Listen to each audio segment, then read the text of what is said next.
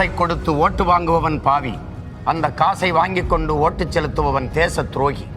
நான் பேராசிரியை முனைவர் சத்யாதேவி, மதுரை நாடாளுமன்ற தொகுதி நாம் தமிழர் கட்சி வேட்பாளர். நாம் தமிழர் கட்சிக்கு வாக்களியுங்கள், நாளைய தலைமுறைக்கு வாழ்வழியுங்கள். புரட்சி எப்போதும் வெல்லும், எங்கள் வெற்றி அதை சொல்லும். நம் பிறப்பு முதல் இறப்பு வரை அனைத்தையும் தீர்மானிப்பது அரசு, அந்த அரசை தீர்மானிப்பது அரசியல். அரசியல் என்பது அறிவியல் புவியியல் போல ஒரு வாழ்வியல். நமக்கான அரசியலை நாம் தீர்மானிக்காது, வேறு யார் தீர்மானிப்பது? இது மாற்றத்திற்கான எளிய மக்களின் புரட்சி. வாக்களியுங்கள் மைக் சின்னத்தில். உலக தாய் தமிழ் மக்களுக்கு வணக்கம், தமிழர்களுக்கு வணக்கம். என் பேர் ரத்னம். நான் நாம் தமிழர் அமெரிக்கால இருந்து பேசுகிறேன். தேர்தல் காலம் சூடாக போய்கொண்டு இருக்கிறது என்பது நாம் எல்லாரும் அறிவோம்.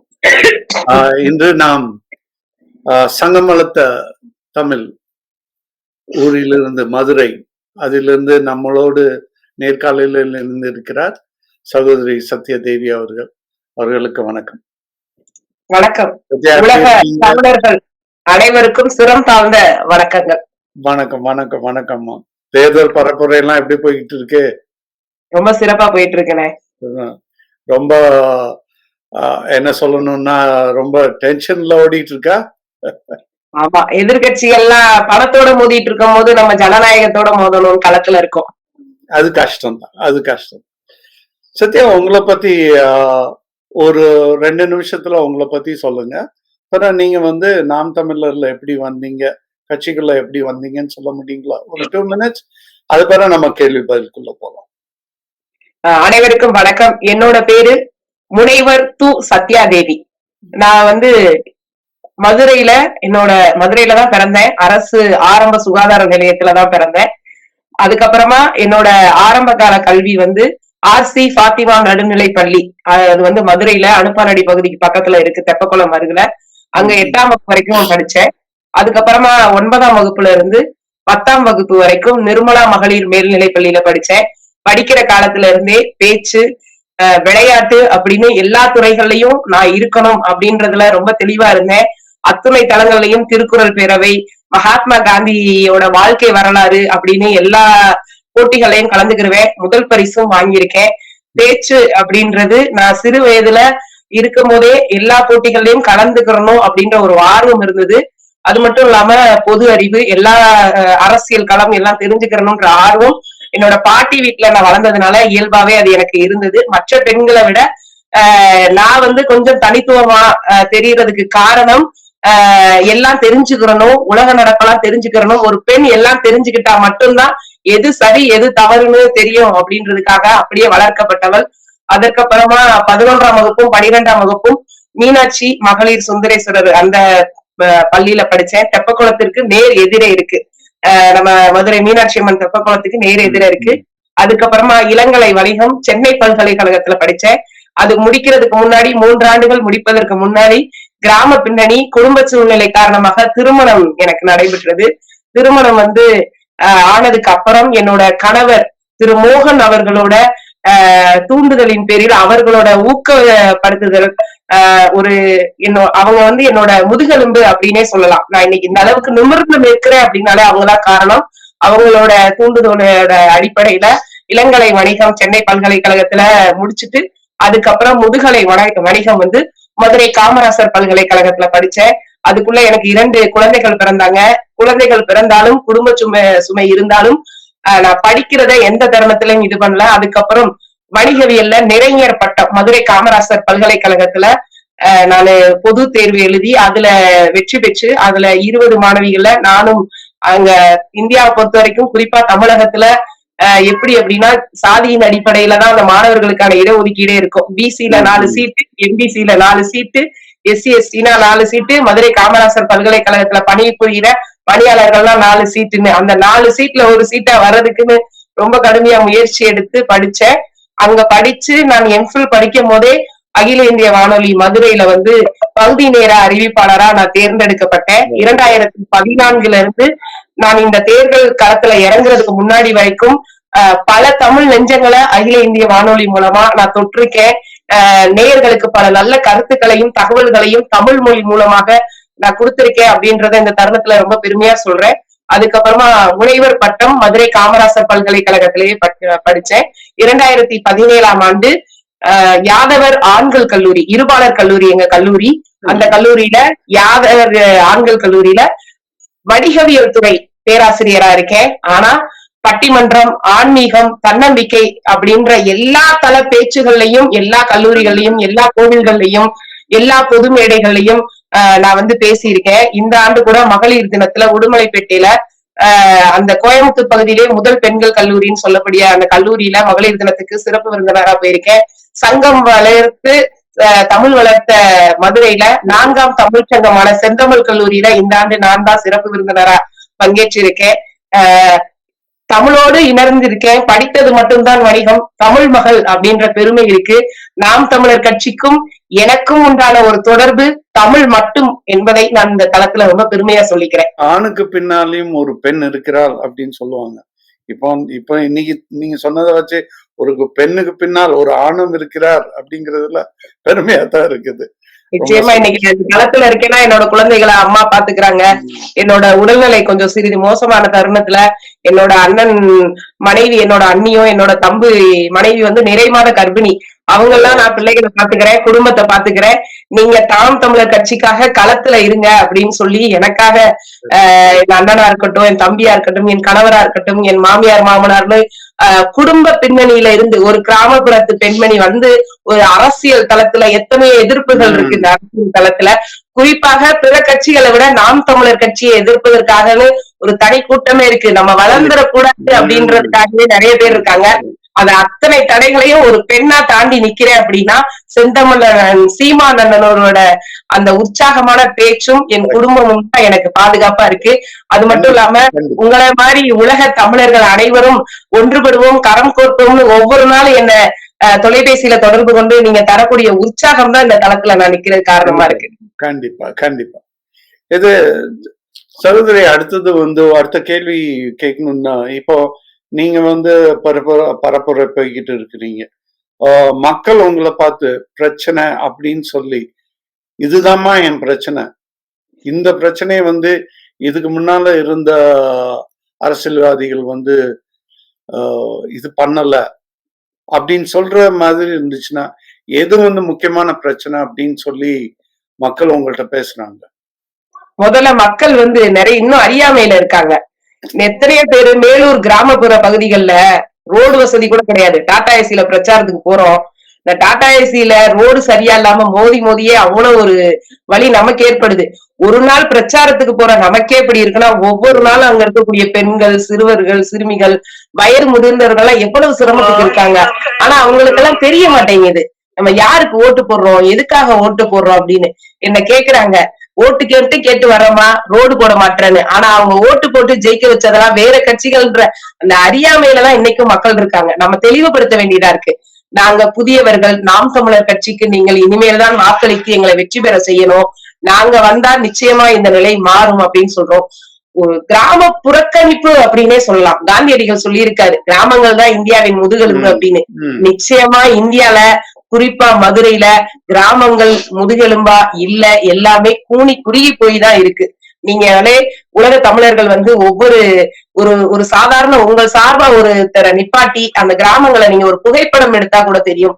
ஒரு அடிப்படை சாலை வசதி கூட இல்லாம, குடிநீர் வசதி கூட இல்லாம, மின்விளக்கு வசதி இல்லாம எத்தனையோ கிராமப்புற பெண்களும் குடும்பத்தினரும் கஷ்டப்பட்டுக்கிட்டு இருக்காங்க. அவங்களுக்கு விழிப்புணர்வை நம்ம ஏற்படுத்தணும்.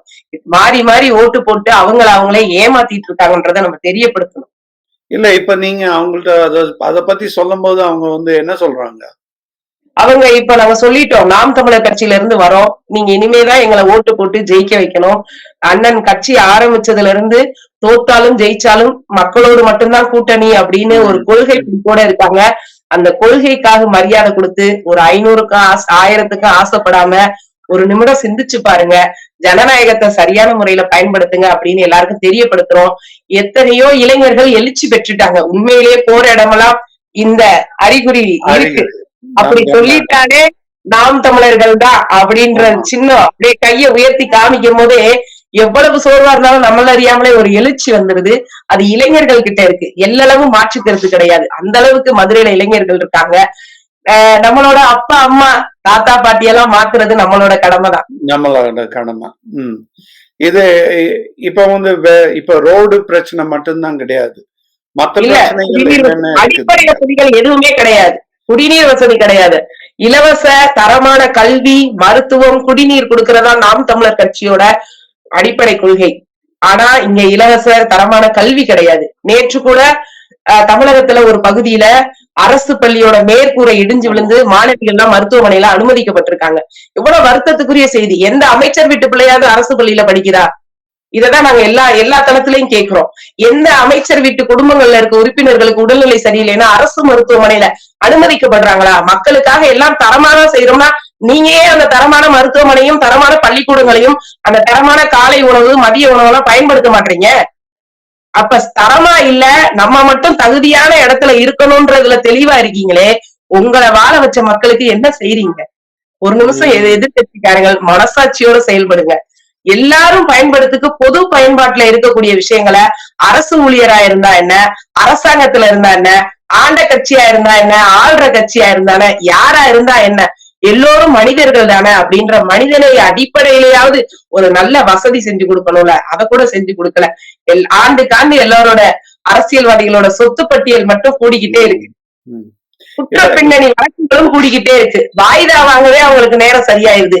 அந்த அரசாங்கத்தை எதிர்த்து பேசினா ஈடி வந்துரும், இந்த அரசாங்கத்தை எதிர்த்து பேசினா நமக்கு ஒரு பிரச்சனை வந்துரும். பாதுகாப்பான கூட்டணியோட பயணிக்கணும் அப்படின்றதுல எல்லா கட்சிகளும் தெளிவா இருக்காங்க. கண்டிப்பா கண்டிப்பா நீங்க சொன்ன பிரச்சனை. இப்ப வந்து ஒரு சாதாரண ஒரு ஓட்டரா ஓட்டு போடுற ஒரு ஜனமா நான் இருந்தா, இப்ப நான் வந்து நீங்க வந்து என்கிட்ட இவ்வளவு பிரச்சனை சொல்றீங்க, இப்ப நான் வந்து கேட்பேன், சரிம்மா நீ வந்துட்டா நீ மட்டும் என்ன செஞ்சிருவ அப்படின்னு நான் கேட்டா நீங்க உங்களால என்ன பதில் சொல்ல? நிச்சயமா பதில் எங்க கிட்ட இருக்கு. அடிப்படை அரசியல் அமைப்பு மாற்றம் அப்படின்றதா நாம் தமிழர் கட்சியோட கொள்கையே. நிச்சயமா அடிப்படையில இருந்தே மாற்றுவோம். ஒரு சாதாரண மனிதனுக்கு 50 ஆண்டு காலமா படிப்பறிவே கொடுக்காம என்ன செஞ்சுக்கிட்டு இருந்தாங்க? அப்ப படிப்பறிவு கொடுக்கணும். படிச்சவனுக்கு தான் புரியும். மக்கும் குப்பை இது, மக்காத குப்பை இதுன்னு வீடுகள்ல குப்பைகளை தரம் பிரிங்க. எல்லா பொறுப்பையும் துப்புரவு பணியாளர்கள் மேல போட்டு சுத்தம் பண்ணலன்னு சொல்லக்கூடாது. ஒவ்வொரு வெளிநாடு பாரு சுத்தமா இருக்கு, அந்த நாட்டை பாரு அப்படி இருக்கு அப்படின்னு சொல்றோம். பிற நாடுகளை உதாரணமாகவும் எடுத்துக்காட்டாகவும் காட்டிக்கிட்டே இருக்குமே. நம்ம நாடு சுத்தமா இருக்கணும், சுகாதாரமா இருக்கணும்னா தனி மனித ஒழுக்கம் அப்படின்றது வேணும் அப்படின்றத ரொம்ப ஆணித்தரமா சொல்லுவோம். ஏன்னா ஒவ்வொரு தனி மனிதனும் சேர்ந்ததுதான் ஒரு குடும்பம், ஒரு குடும்பம் சேர்ந்ததுதான் ஒரு சமுதாயம், ஒரு சமுதாயம் சேர்ந்ததுதான் மிகப்பெரிய தமிழகம், தமிழகம் போல பல மொழிவாரி மாநிலங்கள் சேர்ந்ததுதான் வேற்றுமையில் ஒற்றுமை கண்ட இந்தியா. அதனால தனிமனித ஒழுக்கம் இந்தியா மாதிரியான மக்கள் தொகை அதிகம் கொண்ட நாட்டுக்கு தேவை அப்படின்றத நாங்க வலியுறுத்துவோம். புரிஞ்சுப்பாங்களா?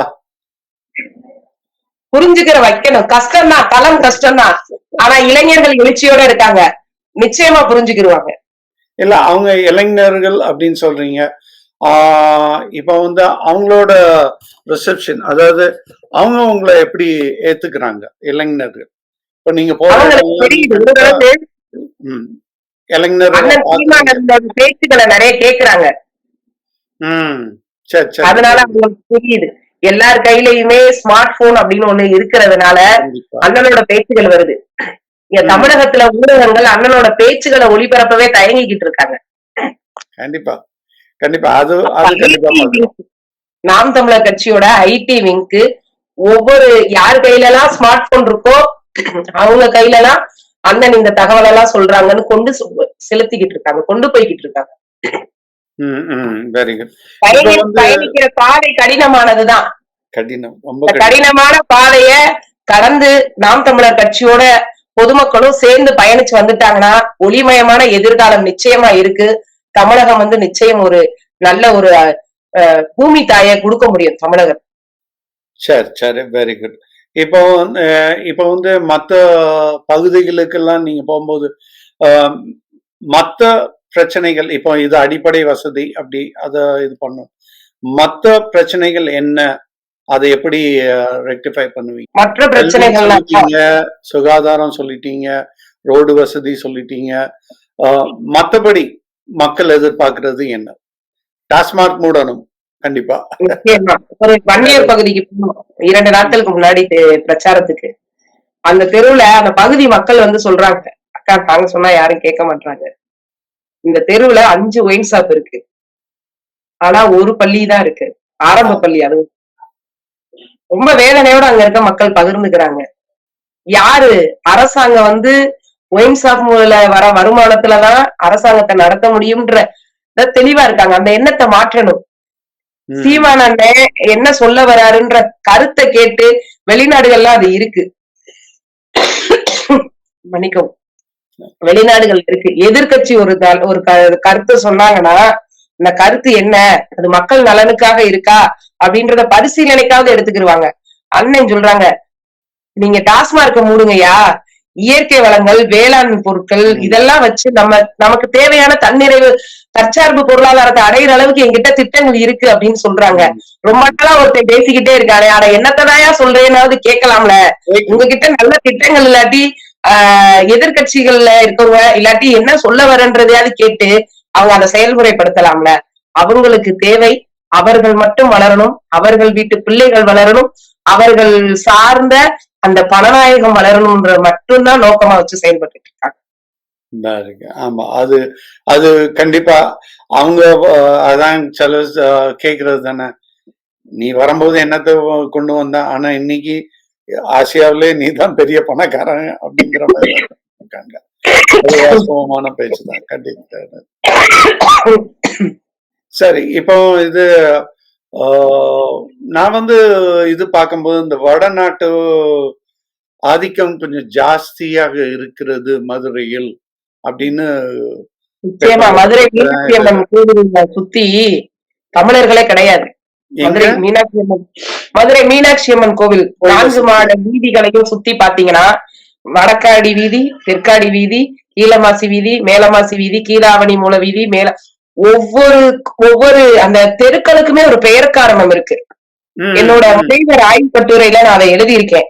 மதுரைன்றது ஒரு மிகப்பெரிய ஒரு பெயர் காரணம் கூட. மதுரைன்ற நகரத்துக்கே எப்படி பெயர் காரணம் இருக்கோ, அதே மாதிரி மதுரையோட வீதிகளுக்கும் சித்திரைக்கார தெரு, சுண்ணாம்புக்கார தெரு அப்படின்னு ஒரு பெயர் வச்சிருக்காங்கன்னா அவ்வளவு பழமை வாய்ந்தது. பழங்காலத்தம்னு ஏன் பெயர் வச்சிருக்காங்க அப்படின்னு, ஒவ்வொரு மாடக்குளம்னு ஏன் பெயர் வச்சிருக்காங்கன்னா அவ்வளவு ஒரு சாதாரண சிறிய சிறிய தெருக்களுக்கு கூட ஒரு பெயர் காரணம் கொண்ட ஒரு மிக பழமையான குடிகள் கொண்ட மக்கள் தான் மதுரை மக்கள்.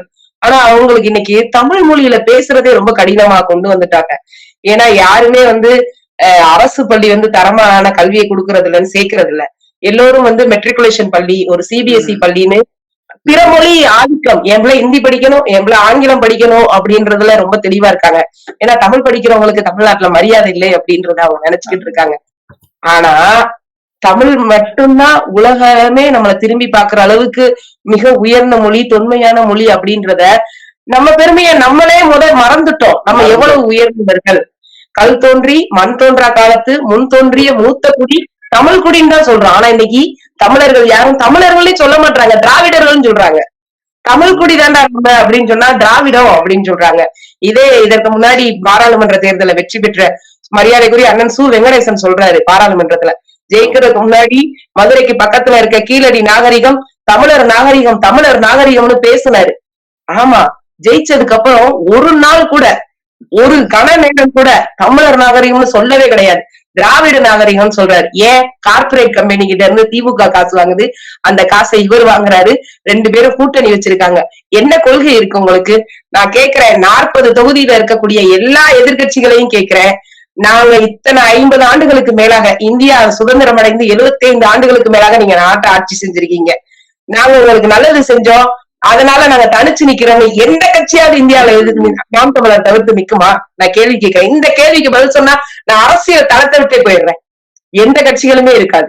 ஏன் அப்படின்னா, அவங்கல இருக்க 10 பேரு, இந்த கட்சியில இருக்க 10 பேரு, நம்ம கட்சியில இருக்க 10 பேரு, அந்த 10 பேரா சேர்ந்து நம்ம ஆட்சியை பிடிக்கணும், நம்ம எம்பி ஆகணும், நம்ம வந்து உலக அளவுல நம்ம தான் பெரிய ஆளுன்னு காமிக்கணும் அப்படின்னு பச்சை கண்ணாடியை போட்டு இந்தியா பசுமையாதான் இருக்கு அப்படின்னு சொல்லிக்கிட்டு இருக்காங்க. அவங்க எல்லாருமே தனித்து நின்று நான் இதை செய்தேன், இதற்காக எனக்கு வாக்களிங்கன்னு சொல்ற திராணி எந்த எதிர்கட்சிக்கும் கிடையாது. அது நல்லா அது பச்சை கண்ணாடி போட்டுக்கிட்டு பச்சையா இருக்கு. அது நல்ல ஒரு அப்படின்னு சொல்றாங்க. விவசாயம் நல்லா இருக்கு, வேளாண்மை நல்லா இருக்கு. விளைநிலங்கள்லாம் அழிஞ்சிருச்சு. எல்லாம் வந்து விளைநிலங்கள்லாம் பிளாட் போட்டாங்க.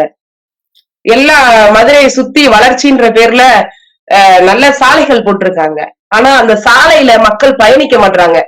இந்த ஊர்ல டோல்கேட் இருக்குன்னா இந்த ஊர்ல இருந்து குறுக்கு வழியா அந்த கிராமத்துக்குள்ள போய் அந்த வழியா வந்தோம்னா அந்த 150 ரூபா டோல்கேட்டை தவிர்த்தலாம்னு யோசிக்கிற அளவுக்குதான் ஒவ்வொரு தமிழனும் இருக்கான். அந்த டோல்கேட்டுக்கு இடம் கொடுத்தது ஏன் தமிழன். ஆனா அந்த டோல்கேட்ல அத்தியாவசிய பொருட்கள் வண்டி வாகனங்கள் வந்து ஒவ்வொரு முறையும் கடக்கும் போதும் சுங்க கட்டணத்தை வசூலிச்சு மக்கள் அது அத்தியாவசிய பொருள் ஏத்திட்டு போற வண்டியோட கட்டணம் உயரும் போது என்ன ஆகும்? அந்த பொருட்களுக்கான விலை உயரும். சாதாரண விஷயம் தான். நீ அதுல ஏத்துற வழி கடைசியில யாருக்கு வந்து ஒரு கடைக்கோடி ஒரு ஒவ்வொரு நாளும் ஒரு தினக்கூலி வேலை பாக்குறவன் மேல திணிச்சுக்கிட்டு இருக்கு. இது எவ்வளவு பெரிய கொடுமை, எவ்வளவு பெரிய அராஜகம் இது. ஒரு ரோடு போறதுக்காக நீங்க செஞ்சீங்க அப்படின்னா ஒரு குறிப்பிட்ட ஆண்டு வச்சுக்கோங்க. எத்தனை ஆண்டுகளாக நீங்க சுங்க கட்டணம் வசூலிச்சுக்கிட்டே இருப்பீங்க? இந்த அநீதியெல்லாம் யாருதான் கேட்கறது? எதிர்த்து கேட்டால் சமூக விரோதிகள் தான் அங்கீகரிக்கப்படுது. அதுதான் இன்னைக்கு தேசம் இருக்கு. இன்னும் ஒரு கேள்வி வந்து வைகை நதி, அதுல வந்து சாக்கடை கலக்குறாங்கன்னு நினைக்கிறேன். நான் போன தடவை வரும்போது அதுதான் உண்மை. உண்மையா? போன தடவை நான் ஊருக்கு வரும்போது அப்போ நான் வந்து பார்க்கும்போது அங்க வந்து சாக்கடை. அப்போ தம்பிகிட்ட அண்ணன்ட்டையும் தம்பிட்டையும் கேட்டேன், இது என்னடா இது அப்படின்னு. ஆமாண்ணே, இப்போ நீங்க என்ன பண்ண சொல்றீங்க, கலக்கி விட்டுறாங்க. இப்ப மக்கள் அதை பத்தி உங்கள்ட்ட பேசுறாங்களா? நீங்க அதை பத்தி ஏதாவது யோசித்து இருக்கீங்களா? இல்ல, நான் போன்ற இடங்கள்லாம் சொல்றேன். முதல்ல வைகை அணையோட நீர் வரத்து ஆதாரம் என்ன அப்படின்னு பார்த்தா முல்லை பெரியாறு அணை தான். காமராசரின் காலத்துக்கு அப்புறமா யாருமே தமிழகத்துல எந்த முதலமைச்சருமே அணை கட்டல. நீங்க புதுசா அணை கட்ட வேண்டும். அணை கட்டுறதுக்கான அத்தனை வசதிகளும் பண வசதி இருக்கு. தமிழகம் நல்ல வளர்ந்த ஒரு மாநிலம் தான். நீங்க ஆனா நீ பாரு பீகார்காரனை பாரு, உத்தரப்பிரதேசத்துல இருக்கணும் பாரு. ஏன் நான் வளர்ந்துட்டேன்டா, நான் வளர்ந்தேன் எதுக்கு? என்னை விட பின்தங்கி இருக்கவனை நான் பாக்கணும், வட மாநிலத்தை பாக்கணும். அதான் நம்மள அப்படியே யாரு வளரலையா அவங்கள காமிச்சுட்டே நம்ம நல்லா இருக்கோம்னு சொல்றாங்க. நான் என்ன சொல்றேன், வைகை அணையோட முக்கிய நீர் ஆதாரம் என்ன? முல்லை பெரியாறு அணை. முல்லை பெரியாறு அணை 152 அடி வரைக்கும் நீர்வரத்து இருக்கலாம் அப்படின்ற அளவுக்கு அது ரொம்ப உறுதித்தன்மையா இருக்கு அப்படின்றத எத்தனையோ பொறியாளர்கள் நியமிச்சிருக்காங்க. இப்ப நம்ம மதுரையில முன்னாடி இருந்த அந்த மரியாதைக்குரிய சு வெங்கடேசன் அவர்களோட கட்சி தான் கம்யூனிஸ்ட் கட்சி. அவர் தாங்கி இருக்க கம்யூனிஸ்ட் கட்சியோட ஆட்சி தான் கேரள மாநிலத்துல இருக்கு. ஒண்ணும் இல்ல, ரெண்டு பேரும் ஒரே கட்சிக்காரங்க தானே. மதுரையில தான் நான் இருக்கேன், மதுரை மக்கள் தான் என்ன ஜெயிக்க வச்சிருக்காங்க. அதனால அவர் தாங்கி இருக்க அந்த பிரதான கட்சி கம்யூனிஸ்ட் கட்சி கேரளால பேசி ஆனா மதுரை மக்களுக்காக முல்லை பெரியாறு அணையோட நீர்மட்டத்தை 152 அடி வரைக்கும் உயர்த்துங்கன்னு ஒரு நாள் பாராளுமன்றத்துல குரல் கொடுத்திருப்பாரா? பாராளுமன்றத்துல பேச வேணாம், அந்த அந்த கம்யூனிஸ்ட் கட்சியோட முதல்வரா இருக்காருல்ல அவர்கிட்ட பேசி இருக்கலாம்ல ஒரு தொலைபேசியில கூட. மதுரை மக்களோட நலனுக்காக. இதுல என்ன மிகப்பெரிய அரசியல்னாலே கம்யூனிஸ்ட் கட்சிகளுக்கு வந்து முல்லை பெரியாரோட அணையோட நீர்வரத்தை உயர்த்தாம இருக்கணும், அத பத்தி எவனும் எதிர்த்து கேள்வி கேட்காம இருக்கணும். அதனாலதான் நீங்க பாத்தீங்கன்னா ஒவ்வொரு முறையும் கம்யூனிஸ்ட் கட்சி மதுரையை மையப்படுத்தியே போட்டியிடும். அதை எவனுமே கம்யூனிஸ்ட் கட்சி ராமநாதபுரத்துல போட்டியிட மாட்டாங்க, சிவகங்கையில போட்டியிட மாட்டாங்க, தேனியில போட்டியிட மாட்டாங்க. ஏன்னா மதுரைன்றது மையப்பகுதி, வைகை அணைக்கு மையப்பகுதி. வைகையோட மையப்பகுதியில இருந்துகிட்டு வைகைக்காக யாருமே பேசாம இருக்கணும்ல, இவங்களுக்காக யாரும் பேசக்கூடாதுன்றதுக்காக தான் மதுரையில எப்பவுமே கம்யூனிஸ்ட் வேட்பாளர். எங்க இவன் ஒரு மரத்தை வெட்டுறதுக்கு கூட இவங்கள்ட்ட பெர்மிஷன் வாங்குறதுக்கு இத்தனை வருஷமா பண்ண முடியாம இருக்கிறாங்க. இவனே எங்க போய் இது பண்ணாங்க, கஷ்டம். அதான் இதுலயும் ஒரு சூழ்ச்சி இருக்கத்தான் செய்யுது. மதுரையில கம்யூனிஸ்ட் கட்சி வாய் திறக்காம இருந்தா மதுரைக்கு தண்ணி வராது, மதுரைக்கு தண்ணி வரலைன்னா சிவகங்கைக்கு வராது, சிவகங்கைக்கு வரலைன்னா ராமநாதபுரத்துக்கு வராது. அப்ப சிவகங்கை ராமநாதபுரத்துல இருக்கக்கூடிய என் உடன் பிறந்தவர்கள் எல்லாம் வேலை இல்ல, விவசாயம் இல்ல, மேலை நாடுகளுக்கு பயணிக்கிறாங்க. பயணித்து அவங்க சொல்ல முடியாத ஆதங்கத்தை உங்களை மாதிரி நாம் தமிழர் கட்சிக்கு ஆதரவு கொடுத்து நான் தான் என் நாட்டுல இல்ல, நீங்களாவது நாட்டுல இருந்து எங்களுக்காக குரல் கொடுங்கன்னு ஆதரவு கொடுக்குறீங்க. அது கண்டிப்பா. அதான் சில சமயம் அப்ப அண்ணன் பேசும்போது கூட சொல்ல, நான் என்னால கேட்க முடியல, இந்த மனுஷன் கேட்கிறான். அந்த ஒரு வெறி, அந்த ஒரு ஆதங்கத்துலதான் நிறைய பேர் வந்து இங்க இருக்கிறவங்க ஆதரவு கொடுக்கறதுக்கு காரணமே அதுதான். என்னால முடியல, என் நாடு இப்படி போதே அப்படின்ட்டு குரல் கொடுத்து இது பண்றது. ரொம்ப சந்தோஷம், ரொம்ப சந்தோஷம். சத்யா, கடைசியாக நீங்க உலக தமிழர்களுக்கு நீங்க சொல்லணும்னு நினைச்சீங்கன்னா என்ன சொல்லுவாங்க? முதல்ல நாம் தமிழர் கட்சி மாதிரி ஒரு எளிய பிள்ளைகள் இருக்கக்கூடிய கட்சிய உலக தமிழர்கள் எல்லாரும் சேர்ந்து இந்த திரள்நிதி புரட்சி மூலமா நிறைய அண்ணனோட கொள்கைகளை வந்து நீங்க உலக நாடுகள் தமிழர்கள் கிட்ட எல்லாம் பரப்புறீங்க. எங்களுக்கு வந்து ரொம்ப பின்புலமாவும் பக்கபலமாவும் இருந்து தமிழர்கள் அப்படின்ற ஒரு காரணத்துக்காக நீங்க எல்லாம் எங்களோட கைகோர்க்கிறதுக்கு வந்து முதல்ல உங்களுக்கு நன்றிகளையும் வணக்கத்தையும் தெரிவிச்சுக்கிறோம். அது மட்டும் இல்லாம எங்க இருந்தாலும் திரைகடல் ஓடியும் திரவியம் தேடு அப்படின்னு சொல்லுவாங்க. எங்க இருந்தாலும் அந்த தமிழர்ன்ற அந்த ஒரு உணர்வுல ஒன்றுபடுறோம் இல்லையா, அதுதான் நம்மளோட வெற்றி. அந்த உணர்வோட நம்ம என்னைக்குமே களத்துல பயணிக்கணும். எத்தனையோ பிள்ளைகள், நானே இருக்கட்டுமே, ஒரு கல்லூரியில பேராசிரியர் முனைவர் பட்டம் பெற்றேன்னு என்னதான் பெருமையா சொன்னாலும் ஒரு 14,000 ரூபாய் சம்பளத்துக்கு தான் வேலை பார்த்தேன். இன்னைக்கு அந்த சம்பளத்தை 2 மாசம் விட்டுட்டு வந்திருக்கேன் அப்படின்னா பொருளாதார ரீதியாவும் எத்தனையோ துன்பங்கள் இருக்கு. ஆனா எல்லாரும் காசு இல்ல, பணம் இல்ல, பேச பயமா இருக்கு, எதிர்கட்சிகளோட அச்சுறுத்தல் இருக்குன்னு ஒவ்வொருத்தரும் பின்வாங்கிட்டோம்னா யாரு முன்களத்துல நின்று போராடுறது? அதனால முன்களத்துல நின்று போராடக்கூடிய ஒவ்வொரு நாம் தமிழர் கட்சி வேட்பாளர்களுக்கும் நாம் தமிழர் கட்சி நிர்வாகிகளுக்கும் உங்களை போன்ற உலக தமிழர்கள் தான் நிதி ஆதாரமும் எல்லா விதமான ஆதாரமும் கொடுக்கணும். எங்களுக்காக இறைவன்கிட்ட வேண்டிக்கங்க. நிச்சயமா உங்களால முடிந்த அளவு உங்க உறவினர்கள் கிட்டையும் நண்பர்கள் கிட்டையும் நாம் தமிழர்களின் பிள்ளைகளுக்கு ஆதரவு கொடுங்க, நேர்மையா இருங்க. 500க்கும் 1000க்கும் உங்க ஓட்டை வித்துறாதீங்க அப்படின்றத தயவு செய்து தெளிவுபடுத்தி நிறைய காணொலிகள் மூலமா பரப்புரைகள் மூலமா நீங்களும் எங்களோட லட்சியத்தை கையில எடுத்துக்கிட்டு வேலை செய்யணும் அப்படின்னு கட்சி சார்பாக கேட்டுக்கிறேன். ரொம்ப சத்யா, உண்மையில நீங்க நிறைய விஷயங்கள் நீங்க வந்து பேசியிருக்கீங்க. அதே மாதிரி நீங்க கடைசியா சொன்னது வந்து உலக தமிழர்கள் நாங்க சார்பாக சொல்றேன், எங்களால முடிஞ்சது எதுவோ நாங்க கண்டிப்பாக உங்களுக்கு செய்வோம், உங்களுக்கு உறுதுணையாக நிற்போம்.